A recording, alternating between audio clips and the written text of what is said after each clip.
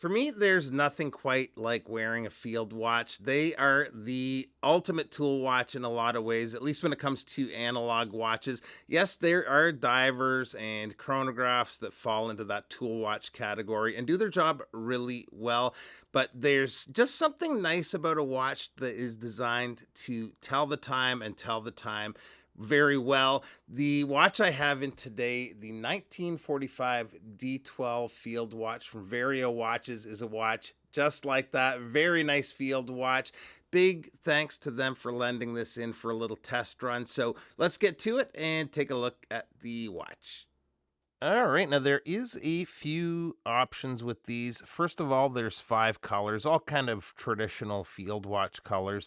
There's also options for a sterile case back, a custom engraved case back, and a display case back at an additional cost. The one that is on the watch is pretty nice, actually. This is to commemorate the battle for Singapore in World War II.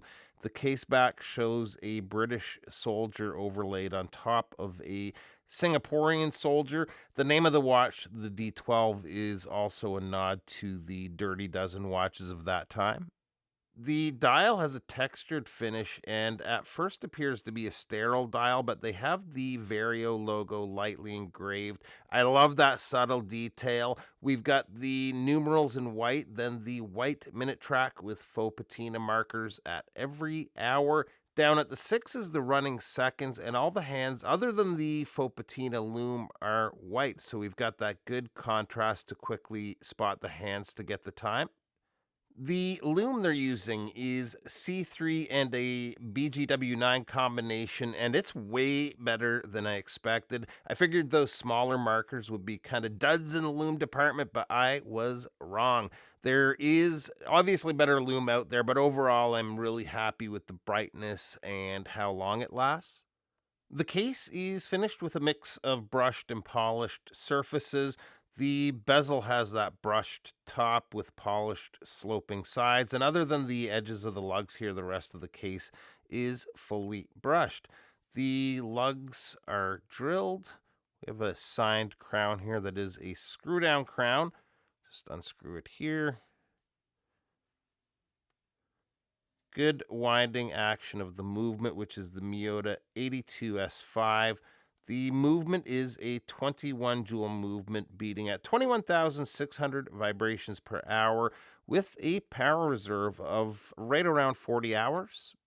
So Vario sent out a couple of straps to try on the watch. And by the way, if you're not ready to pull the trigger on a watch from them right now, I would definitely recommend their straps.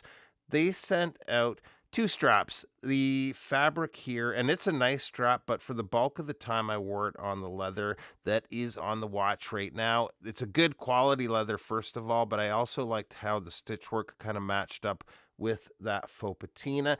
I would have tried this on some of my own straps, but the lug opening is only 18 millimeters, and the only 18s I have are super dressy and just don't look quite right. I'm sure you can tell, though, this is going to be a strap monster and is going to work on a whole lot of different strap options.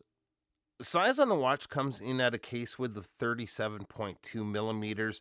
The lug to lug is 44.9 millimeters, and the thickness is 11.1 millimeters.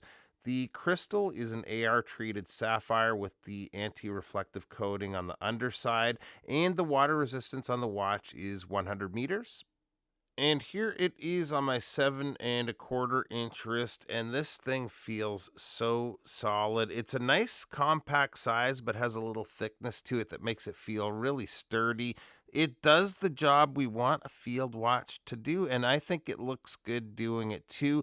Cost for this one is 388 USD, and you'll find a link to these in the description below. Appreciate you taking a few minutes to stop by, and we'll see you real soon. Bye-bye.